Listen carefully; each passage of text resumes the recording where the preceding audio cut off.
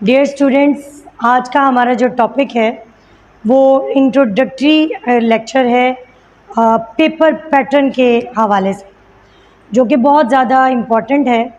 बहुत से स्टूडेंट्स जो हैं वो इस बात की डिमांड कर रहे हैं कि हमें जो है वो बताया जाए कि पेपर किस तरह से सॉल्व किया जाए, जो कि बहुत ज़्यादा ज़रूरी है। आप लोग जो हैं वो एफ़ए की बेस पे हैं। जब एफ़ए के बाद, इंटर के बाद आप लोग आते हैं तो आपको नहीं पता कि लॉ का पैटर्न क्या है, किस तरह से आपने पेपर को जो है वो सॉल्व करना है। इसलिए आज आपको जो है वो मैं बताऊंगी कि आपने पेपर किस तरह से वहाँ पर सॉल्व करना है। सबसे पहले आपको पता होना चाहिए कि लॉ के पेपर में इंट्रोडक्शन एंड कंक्लूजन ये लाजमी होता है। हर टॉपिक में, हर क्वेश्चन में आपने इंट्रोडक्शन एंड कंक्लूजन इन दोनों पॉइंट्स को, इन दोनों हेडिंग को लाजमी तौर पर लिखना होता है। पेपर जो है चेकर जो होता है वो इस चीज़ से अंदाज़ा लगाता है आपके इंट्रोडक्शन से कि आपके व्यूज़ कैसे हैं, आपका कंसेप्ट कैसा है, और कंक्लूजन से वो अंदाज़ा लगाता है कि आपने पूरे क्वेश्चन में क्या कुछ अटेम्प्ट किया और आपको क्या कुछ याद रहा, किस तरह से आपने पूरे पेपर को लिखा और पूरे क्वेश्चन को सॉल्व किया।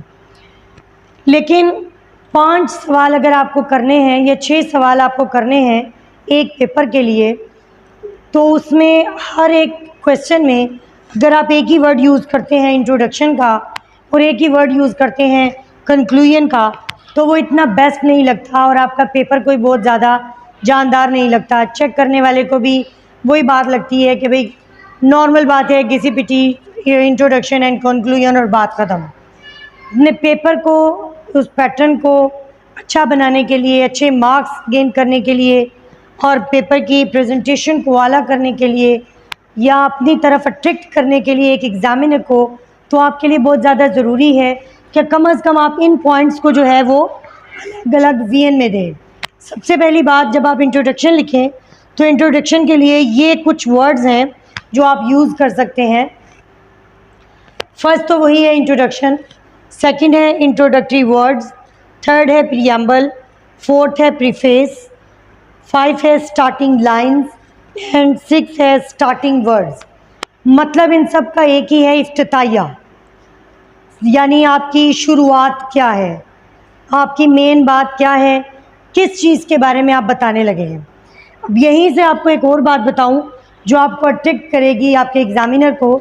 जब आप इंट्रोडक्शन लिख लेते हैं तो आपका कोई भी जो क्वेश्चन है उसकी मीनिंग या डेफिनीशन या उसके लिए जो कोई कोटेशन आपने याद की है, जो ख़ास बात है, वो आप इंट्रोडक्शन के ये हेडिंग देने के बाद इन्वर्टेड कोमास में ब्लैक मार्कर या ब्लू मार्कर या ब्लैक पॉइंटर या ब्लू पॉइंटर के साथ 2 से 3 लाइनों में कोटेशन या उसकी सूरत में जो आप 3-4 लाइंस में लिखते हैं लाइक मीनिंग एंड डेफिनीशन, तो आप यहाँ पर लिख दें। उससे क्या होता है कि जो आपका चेकर होता है उसको समझ आ जाती है कि बच्चे को क्वेश्चन जो पूछा गया उसके कंसेप्ट के बारे में क्लियर है। लाइक आपसे पूछा जाता है सोर्सेज ऑफ लॉ, तो आपने उस दिन बात की थी सोर्स का मतलब क्या होता है। कोई भी ऐसी चीज़ जिससे आप किसी दूसरी चीज़ को ओरिजिनेट करते हैं या बनाते हैं, इज कॉल्ड सोर्स।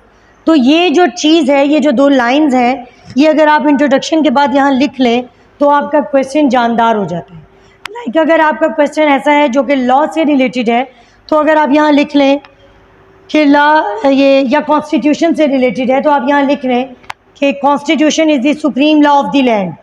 तो ये क्या है, ये आपके क्वेश्चन को बहुत ज़्यादा जामे, बहुत ज़्यादा अच्छा, बहुत ज़्यादा अट्रैक्टिव बना देता है। तो इसलिए आप जो है इंट्रोडक्शन के बाद ये वाला पॉइंट ज़रूर दीजिएगा, आपकी प्रेजेंटेशन भी आला हो जाएगी। सेकंड, आपको पता है लॉ में आपके पास डाई शीट्स जो हैं वो आपने करनी है एक क्वेश्चन के लिए। तीसरी बात कि आपने वो जो डाई शीट्स हैं वो आपके 5 वर्क बनते हैं, 10 सफ़े बनते हैं जिन पे आपने एक क्वेश्चन को अटेम्प्ट करना है। हमेशा याद रखिएगा 5 के क्वेश्चन अगर आपको आए हैं तो 5 ही आप अटेम्प्ट करें। पूरी कोशिश करें कि आप 5 के 5 सवाल जो हैं वो अटेम्प्ट करने की कोशिश करें, क्योंकि लॉ में पासिंग मार्क्स लेना बहुत ज़्यादा डिफ़िकल्ट है। 45 पे आप जो है वो पास आउट होते हैं। इसके अलावा जो आपने ख्याल रखना है, आपकी लिखाई और आपका मटेरियल दोनों जानदार हों। प्रेजेंटेशन आपकी जो है वो आपके पेपर को खूबसूरत बना देती है। और ये एक नेचर है, नेचुरल थिंग है कि जब आप पेपर चेक करते हैं, मैं ख़ुद चेकर हूँ, जब आप पेपर चेक करते हैं तो जब उसके ऊपर आपको पॉइंट्स नज़र आते हैं, लिखाई अच्छी लगती है, प्रेजेंटेशन आला होती है, तो चेकर जो है वो बहुत डीप नहीं जाता, उसको पता चल जाता है कि बच्चे ने बड़ा अच्छा लिखा है।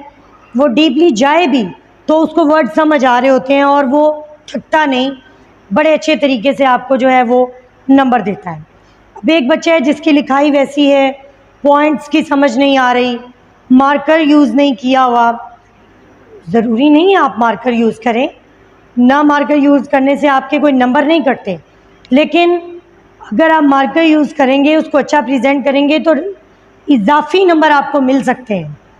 ये पॉसिबल है कि आपका जो चेकर है वो आपको नंबर ज़्यादा दे दे, तो इसलिए आपकी प्रेजेंटेशन आला होनी चाहिए। इसके अलावा जो आपने बात पे ध्यान देना है, आपके जो हेडिंग्स हैं उनके स्पेल गलत ना हो।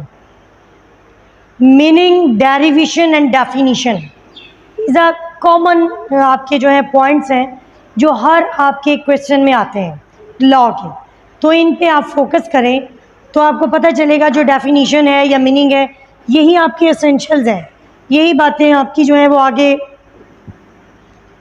एलिमेंट्स में आती हैं या एसेंशियल्स में आती हैं, तो आपको मसला नहीं होता।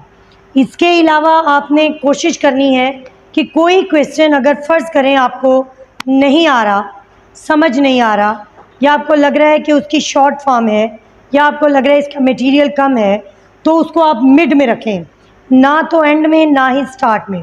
स्टार्टिंग में भी आपके जो हैं वो ऐसे क्वेश्चन होने चाहिए जो बहुत फुल फ्लेज आपके तैयार हैं, और एंड में भी आपके ऐसे क्वेश्चन होने चाहिए जो बड़े ख़ास हों, बड़े इम्पॉर्टेंट और आपने बड़े अच्छे तरीके से तैयार किए हुए हैं।